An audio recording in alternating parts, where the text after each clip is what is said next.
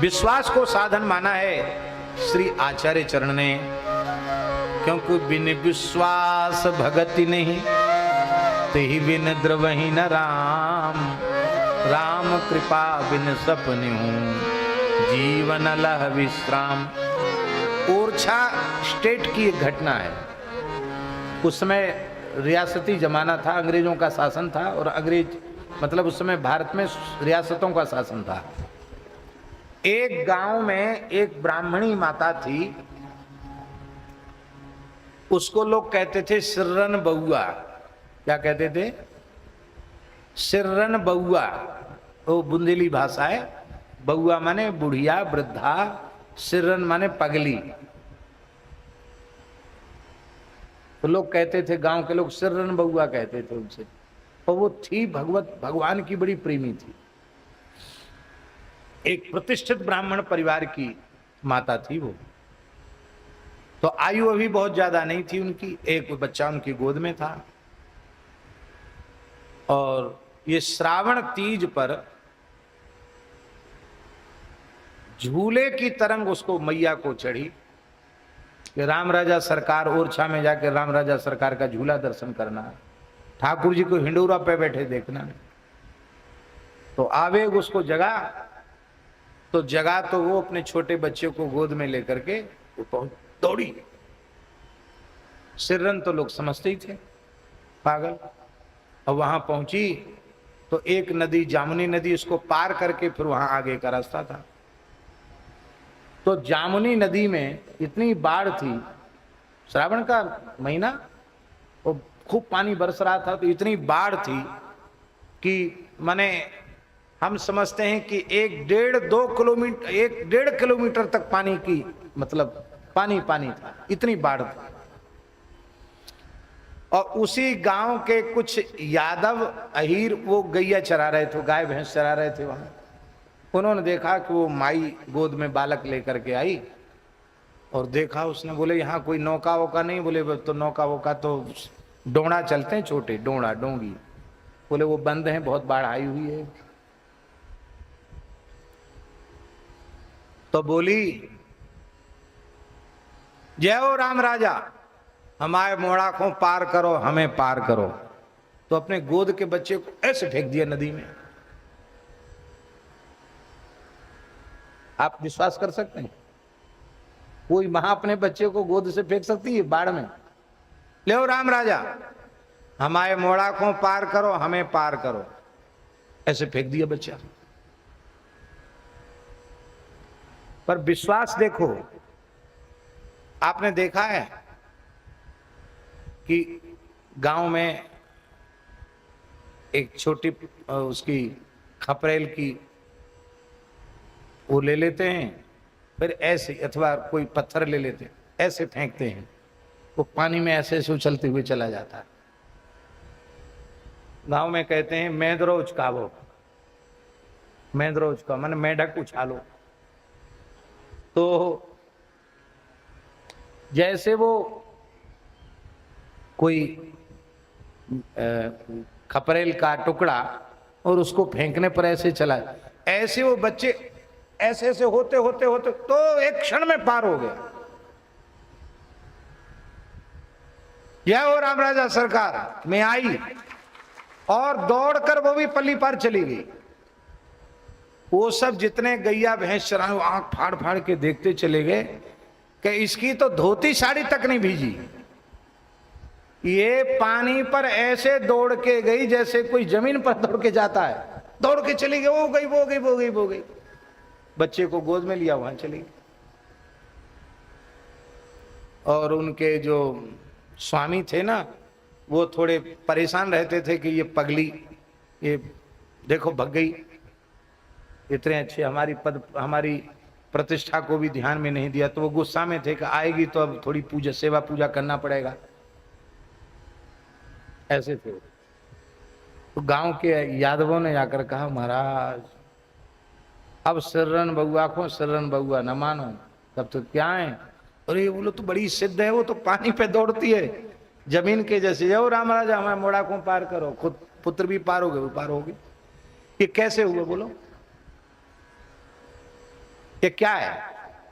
उसको यह बिना पढ़ी लिखी महिला, लोक दृष्टि में पागल लोग उसको समझने वाली महिला, लेकिन उसको ये विश्वास है कि राम जी सबको पार उतारते हैं, तो इसको पार क्यों नहीं उतारेंगे। और इस विश्वास से एक घटना और है। ये बुंदेलखंड बड़ा पवित्र क्षेत्र है, गरीबी भले ही हो पर भावनात्मक रूप से यहाँ के लोग बड़े समृद्ध हैं। ललितपुर जिले के एक गांव की घटना है। एक पुजारी परिवार में एक ब्राह्मणी, उसका पैर टूट गया,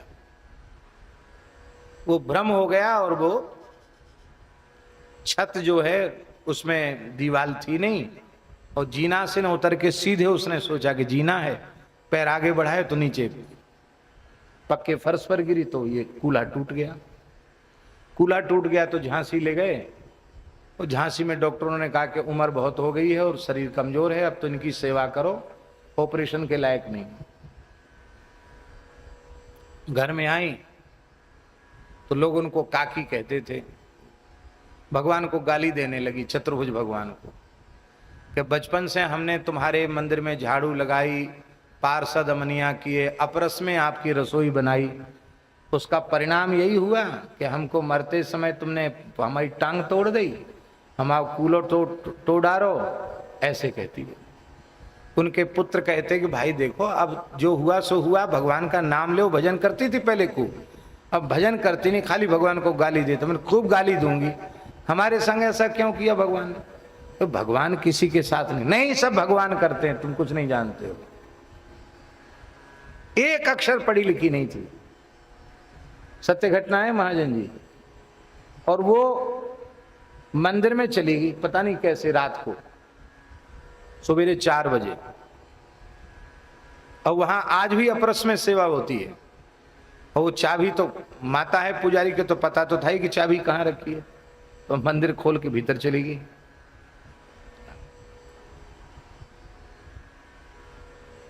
आओ डॉक्टर साहब बैठो। और जब भीतर चली गई,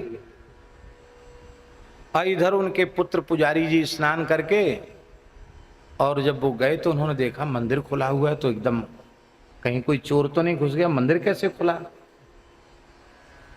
खाली ऐसे किवाड़ा अटके हैं, ताला नहीं है, ताला गायब। और वो माता जी ने भीतर से कुंडी लगा ली थी गर्भगृह की, वो खटखटाया, हे चल हल्ला मत मचा, अभी खोलती हूं। तो वो एकदम सीधी खड़ी होके पैदल चलते हुए आई। अरे तुम्हारा कूल्हा टूट गया था, कैसे ठीक हुई? बोले कैसे ठीक हुई? हम इतने दिन से लड़ाई लड़ रहे थे चतुर्भुजनाथ से, चतुर्भुज भगवान है, चतुर्भुजनाथ से। आज हम मंदिर में आए, हमने कि ऐसे तुम गाई सुनते सुनते तो तुम मानोगे नहीं, लड़ाई लड़ेंगे बढ़िया से। हमने कहा देखो तुमने हमारा पाँव काहे टोरो, या तो हमारा पाँव ठीक करो, और नहीं तो ये चंदन घिसने वाला पत्थर, इसी से हम तुम्हारा पाँव तोड़ते हैं। आप लोग ऐसा मत करना, आप लोग भगवान के विग्रह के साथ ऐसा व्यवहार मत करना, ये हमारी प्रार्थना है। ये तो उस माता के हृदय का सरल विश्वास। बोले बस जैसे हमने चंदन हुरसा उठाओ, सो भगवान चतुर्भुजनाथ सिंहासन से आए, उनने हमारा पाँव ऐसा करके सूंट दो मैंने उसमें मालिश कर दिया, हमारा बिल्कुल ठीक हो गया पाँव। महाराज जी मेला लगा था उस माई के दर्शन के लिए। इस घटना के कुछ समय बाद हम भी अपने गुरुदेव भक्तमाली जी के साथ वहां गए। महाराज जी ने भी उससे पूछा, तो बड़ी सरलता से निश्चल भाव से उसने बता दी, हाँ भगवान ने ऐसा किया। हमने महाराज जी से पूछा, महाराज जी ना किसी धाम तीर्थ में कभी दर्शन किया होगा तो किया होगा, ज्यादा कोई साधन तो दिखाई नहीं पड़ता, इसको इतनी कृपा भगवान की कैसे हो गई? महाराज जी बोले हम लोग विग्रह में मिट्टी पत्थर जड़ पदार्थ का दर्शन करते हैं, ये पीतल की मूर्ति है, ये पत्थर की मूर्ति है, पर इस माई ने भगवान की मूर्ति को मूर्ति नहीं माना, साक्षात भगवान माना, ये विश्वास किया। इस विश्वास के कारण उसको सिद्धि होगी। इसलिए बिनु विश्वास भगति नहीं, तेहि बिन द्रवहीन राम। राम कृपा बिन सपने हूं जीवन लह विश्राम। अच्छा एक बात बताओ, आप विश्वास करते हैं कि गाय के रूप में परमात्मा है? चार पैर वाले प्राणियों में गाय साक्षात भगवान का स्वरूप है। हमारे धर्मशास्त्र कहते हैं, हम उसको मानते हैं। और यह जिनकी मान्यता है उनको पद पद पर चमत्कारों की अनुभूति होती कि नहीं होती? तमाम लोग मिलेंगे, वो कहेंगे महाराज गौ माता की कृपा से मेरी इच्छा पूरी हो गई, गौ माता की कृपा से ये हो गया। अरे और तो और, गौ माता की कृपा से राम जी का प्राकट्य हुआ, वंश चला, रघुवंश चला। यदि दिलीप जी गाय की सेवा न करते तो रघुवंश चलता नहीं, राम जी प्रकट नहीं होते। ये किसके लिए है?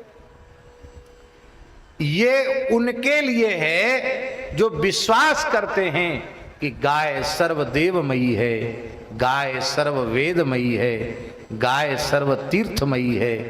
ये संपूर्ण प्रकृति और संपूर्ण पर्यावरण की पोषिका, पालिका, रक्षिका, जगन माता है।